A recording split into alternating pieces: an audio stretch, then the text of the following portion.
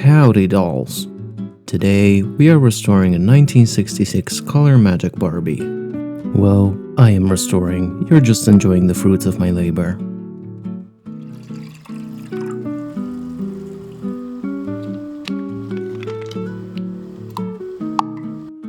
Darkening of the vinyl is very common with vintage dolls. The first step is soaking in denture tablets. Then it's time for a good scrub.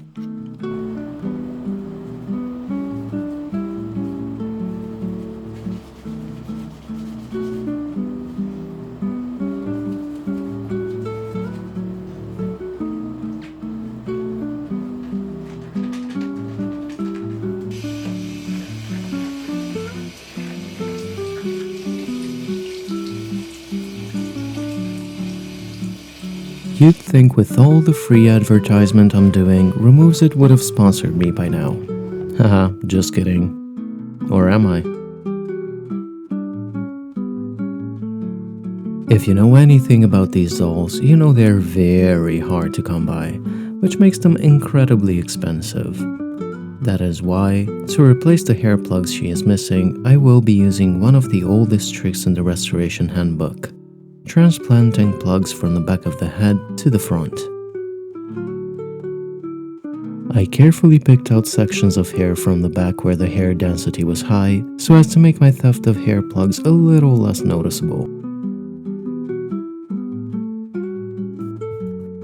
I am also holding on to any hair that falls out during this process, as I can use this as spare plugs to use later.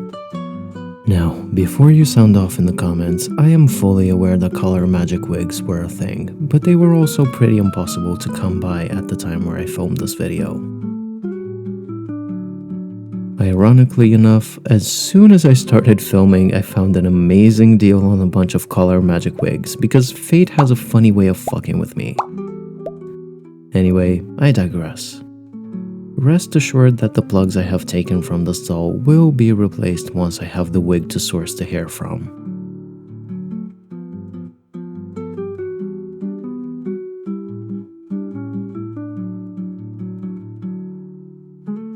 Honestly, knotting each plug was probably the most time-consuming part of this process. Because her holes are pretty small, I first loosened them up with the needle. Then I insert it through eye first.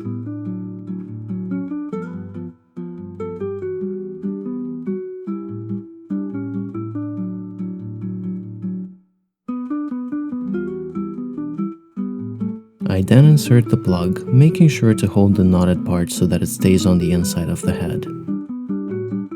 And we're gonna pretend we didn't see that. Once the plug is through, I pull it.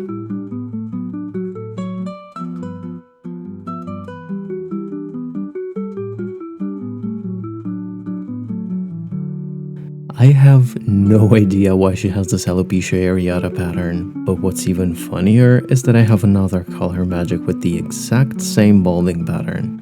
What is that about?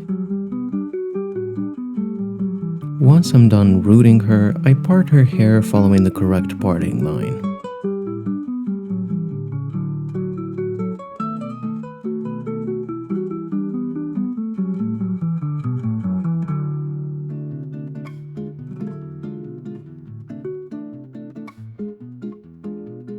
Once she's back from her hair transplant in Turkey, we're moving on to the face.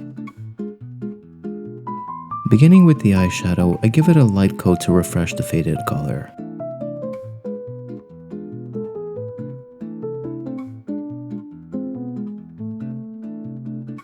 I am not too fussy on placement. The only thing I'm really careful of is that I am following the upper line.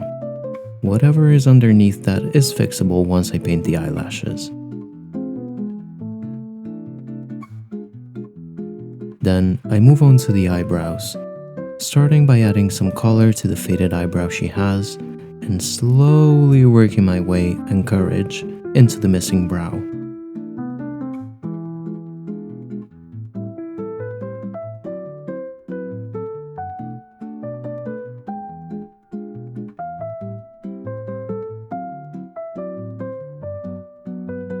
Bear in mind, I am doing none of this based on vibes.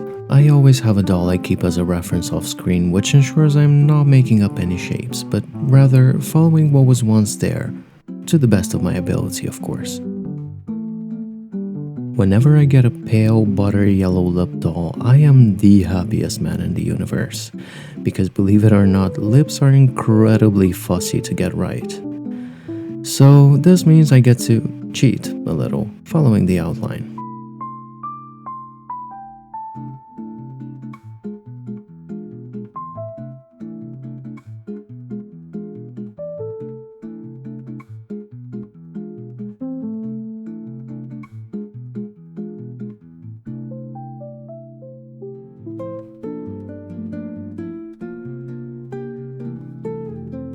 I paint her finger and toenails using the same shade of red I used for the lipstick.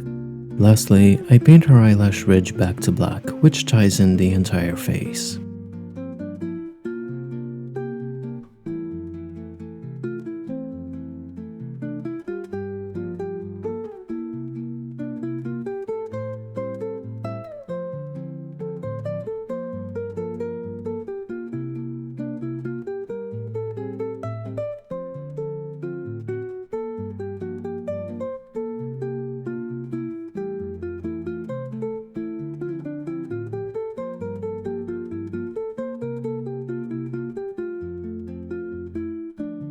And of course, we can't forget blush.